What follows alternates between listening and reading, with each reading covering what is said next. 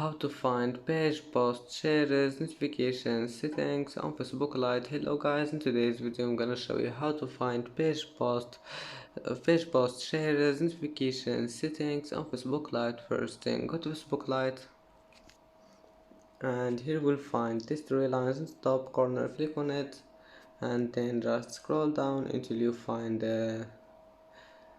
this one here, pages, and then select your page, and now click these three lines in the top, this settings icon here, and now click notifications and click here, and here we'll find it.